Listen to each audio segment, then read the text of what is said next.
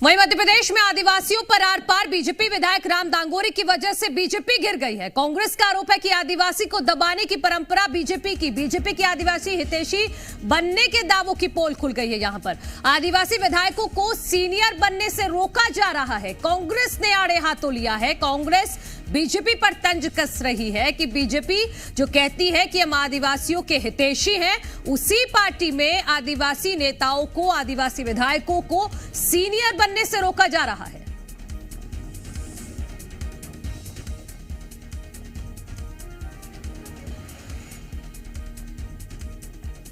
तो एमपी में आदिवासियों पर आर पार हो गई है। एक तरफ राम दांगोरे ने जो पोस्ट किया है बीजेपी के विधायक, वो ये कहते हुए कि बीजेपी दरअसल आदिवासी नेताओं को आगे नहीं बढ़ने देती। अब इस पर कांग्रेस ने भी तंज कसा है कि एक तरफ बीजेपी खुद को आदिवासी हितैषी बताती है, लेकिन आदिवासी विधायकों को सीनियर बनने से, वरिष्ठ बनने से पार्टी में रोका जा रहा है। राम दांगोरे ने जिस तरीके से कहा है, इससे स्पष्ट हो जाता है कि बीजेपी आदिवासियों को आगे नहीं बढ़ने देना चाहती। उनको डर लगता है बीजेपी के लोगों को कि कोई आदिवासी आगे बढ़ गया तो वो मध्यप्रदेश का नेतृत्व करने लगेगा, इसलिए बीजेपी घबराती है। और सबसे ज़्यादा मध्यप्रदेश के अंदर आदिवासियों के ऊपर अत्याचार हुआ, रेप के केसेस हुए। मैं समझता हूँ इसीलिए बीजेपी के लोग बहुत दुखी हैं। और उसने जब उसको टिकट नहीं मिला, वो जीतने वाला था, तो उसका टिकट काट दिया गया। और उसने सही बात कही कि आदिवासियों से बीजेपी नफरत करती है, इसलिए बीजेपी को हराना जरूरी है। जिस तरह से वो एक अनुशासित कार्यकर्ता है, अपने आप में ये बात उन्होंने कब बोली है, किस परिप्रेक्ष्य में बोली है, कहां पर बोली है, इसकी हमको कोई जानकारी नहीं है। लेकिन एक बात बहुत आवश्यक है। अब देखिए, सोशल मीडिया तो आप जानते हैं कि आधे लोग आजकल डुप्लीकेट अकाउंट बना लेते हैं, हैक कर लेते हैं। लेकिन मुझे जहां तक जानकारी है, वो अपने आप में बहुत अनुशासित कार्यकर्ता है। पार्टी का जो भी निर्णय होता है वो हमेशा उनको स्वीकार रहा है। पहले भी उनको पार्टी ने अच्छे अच्छे मौके दिए, आने वाले समय में भी निश्चित रूप से सबको अच्छे मौके मिलेंगे। लेकिन एक बात बहुत साफ है कि जिस तरह की बात उसमें ट्वीट में लिखी गई है या मैसेज में लिखी गई है, यह सत्य नहीं है। भारतीय जनता पार्टी में आप देख सकते हैं कि जनजातीय समाज हो, अनुसूचित जाति हो, इसमें जो नेतृत्व हमारा निकल कर आया है, वो राष्ट्रीय स्तर पर केंद्रीय मंत्री तक बने हुए हैं। इसलिए ऐसा बिल्कुल बात। और कांग्रेस प्रवक्ता भूपेंद्र गुप्ता जी हमारे साथ जुड़ गए। जी मध्य प्रदेश छत्तीसगढ़ पर स्वागत है आपका भूपेंद्र जी।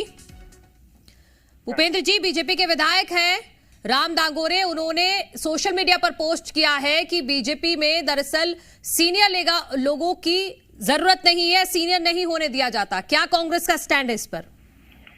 देखिए, जो आदिवासी जनजाति के लोग हैं, उनके साथ बीजेपी का व्यवहार हमेशा दोमुहा रहा है और इन्होंने उनके नेतृत्व को नकारा है। आज जो वंचित वर्ग के लोग हैं, आप देखिए, कोई जो है बंगारू लक्ष्मण का नाम लेता है क्या भारतीय जनता पार्टी में? किस जो है निर्वाचन की स्थिति में वो उनकी मृत्यु हुई, कोई गया नहीं पार्टी की तरफ से। इस तरह से उनको इग्नोर करते हैं और ये सही कह रहे हैं। फग्गन सिंह कुलस्ते के साथ भी यही हुआ है। और जो आदिवासी नेतृत्व है उसकी उपेक्षा करना और उसको जो है एक बार ऊपर उठा के फिर नीचे गिरा देना, ये भारतीय जनता पार्टी का शगल है। और ये जो है एक जिस तरह की ये राजनीति करते हैं, उसमें वंचित वर्ग का, गरीबों का, बेसहारों का उनका कोई स्थान नहीं है। ये बात सच है। और जो पीड़ा उन्होंने व्यक्त की है, वो पीड़ा निश्चित रूप से। लेकिन राम दांगोरे जी ने पहली लाइन में ये भी लिखा है कि चुनाव संपन्न हुए और 4 सीटें हम जीतेंगे, लेकिन उसके बाद उन्होंने फिर ये सवाल उठाए हैं। देखिए, चारों सीटें जो जीतने की बात है, वो तो 3 तारीख का परिणाम सिद्ध करेगा, जनता के हाथ में है। उस पर कोई टिप्पणी करना मैं अनुचित समझता हूँ। लेकिन उन्होंने जो पीड़ा व्यक्त की है, वो पीड़ा अपने आप में स्पष्ट है। आप बताएं कि आज आजादी के 70 साल बाद भी ये उन्हें आदिवासी मानने तैयार नहीं है। वनवासी कहते हैं। क्या वनवासी वो जंगल में रहने वाले लोग हैं क्या? जानवर हैं क्या हैं? आज जो इनके जो नैरेटिव है, इनकी जो बारीकियां हैं, उस बारीकियों में ही इनके शोषण की मानसिकता छुपी हुई है। ठीक है भूपेंद्र जी, आप रहिएगा हमारे साथ। हमारे सहयोगी प्रमोद शर्मा है, वो आपसे सवाल लेना चाहेंगे। Pramod, over to you.